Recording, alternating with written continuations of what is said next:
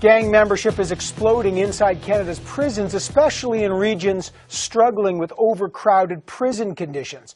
Prisoners are joining gangs to access contraband and for personal safety in an increasingly dangerous prison environment, according to documents obtained exclusively by Power and Politics. Let me give you the hot sheet on the details on what we just found.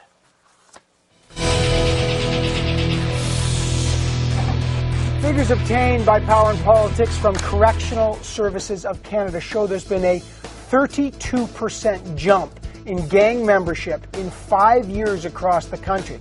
That compares to less than a 5% increase in offenders who are not affiliated with gangs.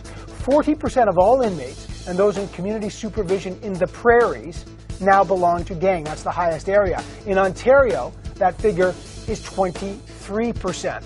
A study commissioned by the federal government 3 years ago warned about gangs in prisons, and it showed how the prison gang problem has a direct link to public safety, warning that prison overcrowding and underfunding will escalate the problem, saying that prisoners involved in gangs have a higher percentage of recidivism.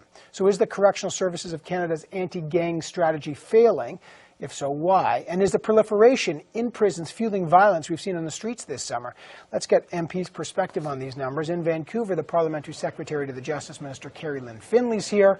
In St. John's, NDP MP Jack Harris is here. And with me in Ottawa, Manitoba Liberal MP Kevin Lamoureux. Good to talk to all of you. And Carrie Lynn Finley, let me start with you. These are pretty shocking increases here, over 30%, especially in places like the prairies. Is the problem here overcrowding? What do you see as the cause of this escalation in gang affiliation? Well, there is an increase in gang affiliation in our prisons, and this is good news as far as we're concerned, because it means that our law and order initiatives are working. We have specifically targeted gang members in several pieces of legislation. For instance, murder that's affiliated with gang membership is automatically first-degree murder. That means at least 25 years in jail.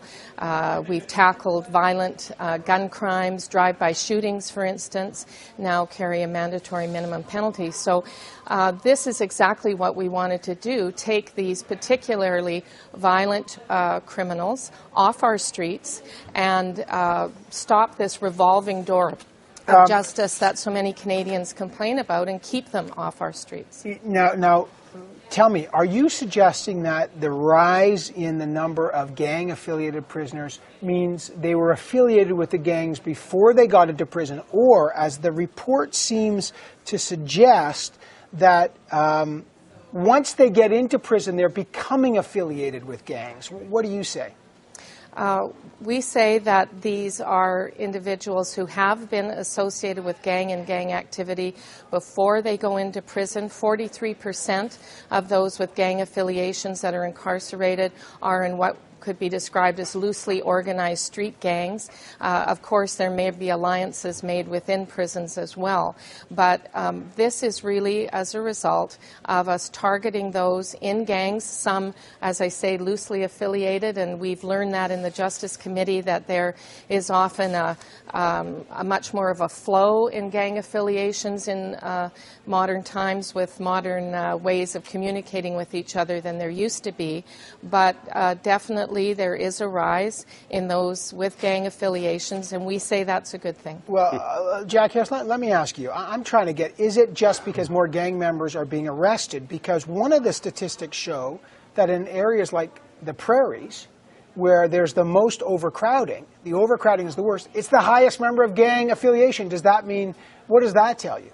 Well, look, I'm shocked to hear Carrie Lynn Finley say that the rise of gangs in prisons is good news.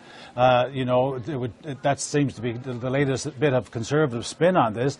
Correctional Services of Canada, the people who run the institutions, their studies show that over 60% of the people in prisons who join gangs do so out of fear of other prisoners and fear of personal safety and fear of gangs in prison, so they need to protect themselves. And that's because there is a rise in violence within the prisons, prisoner against prisoner, double bunking, bunking, overcrowding, $300 million taken out of the prison budget this year alone. You know, only 1.8% of the budget of the Correctional Service of Canada is spent on programming. And as you mentioned, recidivism for gang members is up. What that means, frankly, is that when they get out, they're going to go back in because they're going to go out and commit crimes as a part of a gang that they be joined in prison. I think this is very bad news, frankly, not good news like the government is claiming. Kevin Lemmer.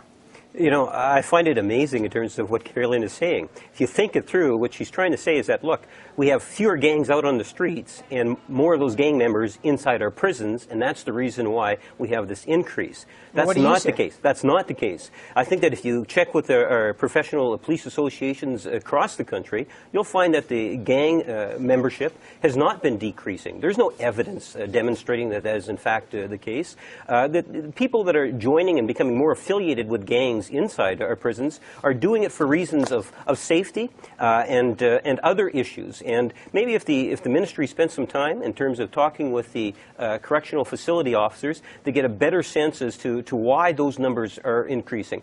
The government needs to be concerned about it for the simple reason is it's a safety issue, not only for the prisoners, but also for the guards, the correctional officers, the individuals that have to deal with the issues related to gang activities within the prison. It puts more danger within our prison system, and they should be dealing with those type of statistics and facts. Carolyn Finlay, there's 2 points. Let me get at the first one, which is your contention here that this is good news because it shows gang members are off the streets. How does that explain, then, that thesis that in the prairies, where double bunking has jumped to 26% from 12% 4 years ago, they have the highest gang membership? Are you suggesting there's no link between the gang membership affiliation inside prisons and the overcrowding / double bunking in places like the prairies in Ontario, the 2 places with the highest gang affiliation and the most overcrowding? We've had this debate before, I believe, and the fact of the matter is that, again, I say that is mixing and trying to create a correlation that doesn't exist. Double bunking is not an unusual measure. It's something that is internationally recognized. It's not. It's always done. It is always employed when it. But does it? I didn't say always. I said it is internationally employed, and it is something that is used when it is prudent and appropriate to do so. But do these statistics, when you read them, do they suggest to you there may be a link between double bunking and gang affiliation inside the prisons at all? No, they don't. If you look at other statistics as to where violent crime is up, you're mentioning the prairies, you're mentioning the north.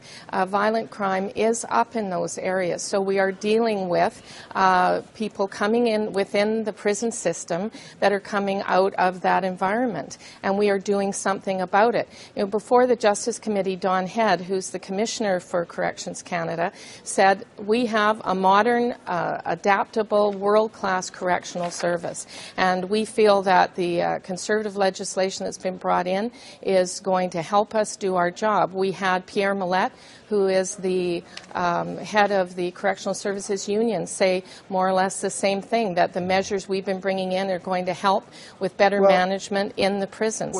So we're taking 2 statistics, trying to say that they somehow correlate with each other, and we see no evidence. Well, they certainly correlate. Whether they're causal is the difference. I mean, there's a correlative. There's no question they correlate. Now, what about the? This is what Jack Harris. Riddle me this on this. CSC, I'm reading from the documents they've given us.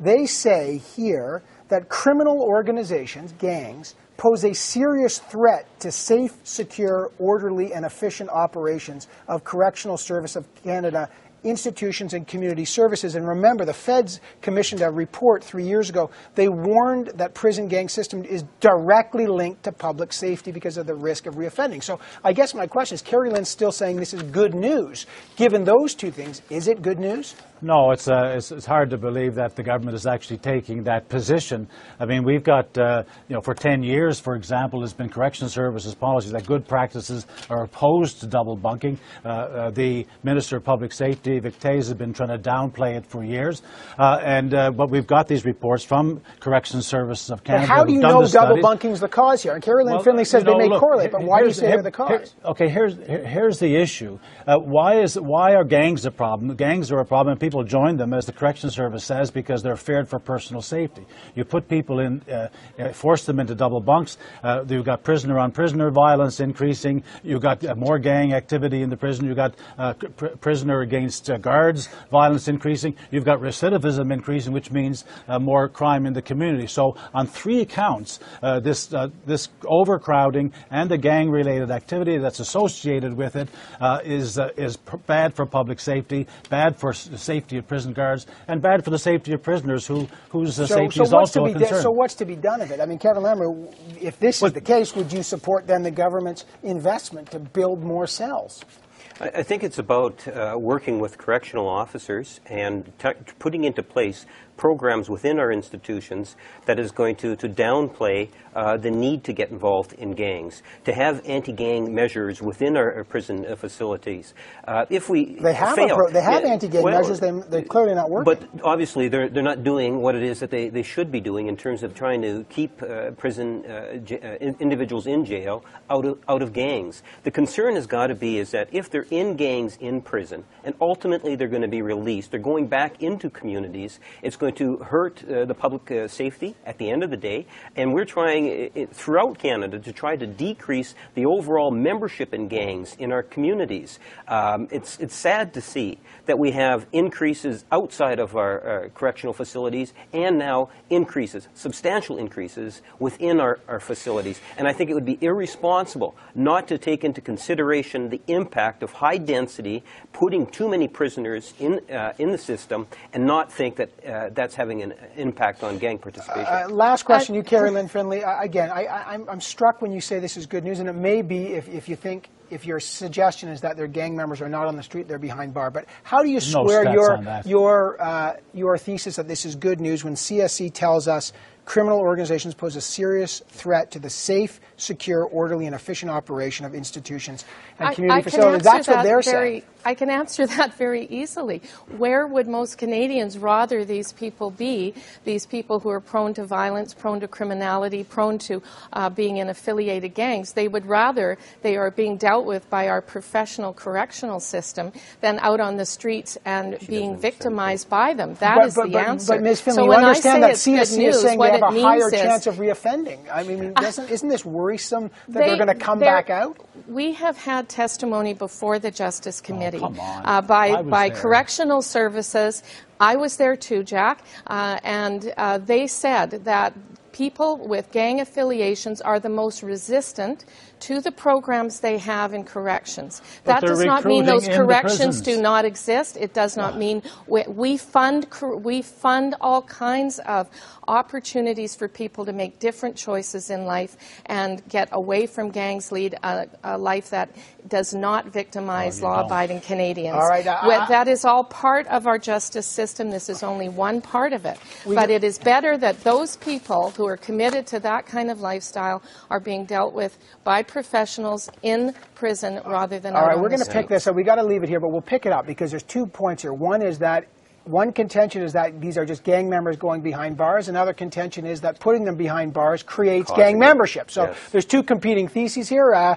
We'll dig at this more with the power panel. Carrie Lynn Finley, Jack Harris, Kevin Lammer, a very interesting discussion. I appreciate that. Thanks so much.